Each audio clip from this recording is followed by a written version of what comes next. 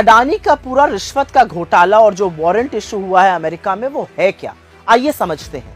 अडानी जी America गए, वहां के स्टॉक एक्सचेंज पर लिस्टेड एक कंपनी थी अजोर पावर, उसके साथ साठगांठ की, प्लान बनाया कि भारत में सोलर एनर्जी प्रोजेक्ट लगाए जाएंगे। अब उस प्रोजेक्ट को लगाने के लिए अमेरिकन इन्वेस्टर्स से, अमेरिकी लोगों से, अमेरिकन फंड से करीब 25,000 करोड़ रुपए उठाए गए, बड़े बड़े सपने उनको दिखाए गए। फिर भारत में सोलर एनर्जी प्रोजेक्ट लगने थे, लेकिन यहां पर दिक्कत यह आई कि जो बिजली थी वो बहुत महंगी थी, तो सरकारों ने वो लेने से मना कर दिया। बस फिर क्या था, जो 25,000 करोड़ रुपए अमेरिकन इन्वेस्टर्स से उठाए थे, उसी में से 2200 करोड़ रुपए, 2200 करोड़ रुपए भारत के नेताओं को और अधिकारियों को घूस दी गई।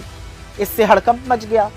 अमेरिका का जो मार्केट रेगुलेटर है एसईसी, जैसे हमारे यहां सेबी है वैसे वहां पर एसईसी है, एसईसी और एफबीआई ने अपनी जांच में पाया कि हिंदुस्तान में घूस दी गई है और अमेरिकन इन्वेस्टर्स के साथ धोखाधड़ी करी गई है।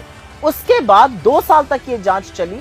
डिपार्टमेंट ऑफ जस्टिस जो अमेरिका का है, उसकी ग्रैंड जूरी ने अडानी के को इंडाइट किया क्रिमिनल इंडाइटमेंट में और एक वारंट इशू किया। मजे की बात यह है कि उस ऑर्डर में यह भी बोला गया है कि गौतम अडानी ने हिंदुस्तान के मार्केट रेगुलेटर सेबी से झूठ बोला और यहां के इन्वेस्टर्स के साथ भी धोखाधड़ी की। लेकिन कितने कमाल की बात है कि हिंदुस्तान में घूस देने का मामला, हिंदुस्तान में सेबी से झूठ बोलने का मामला, अमेरिका में इस पर कार्रवाई हो रही है, अमेरिका इसके खिलाफ एक्शन ले रहा है, अमेरिका में वो मोस्ट वांटेड अपराधी बन गए, लेकिन नरेंद्र मोदी के रहते हुए हिंदुस्तान में कोई उनका बाल बांका नहीं कर पा रहा है।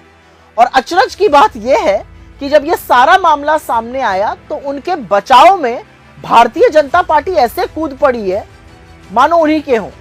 अरे मोदी अडानी थोड़ा पर्दे के पीछे रहने दीजिए, पर्दे के आगे तो थोड़ा दूरी बनाए रखते।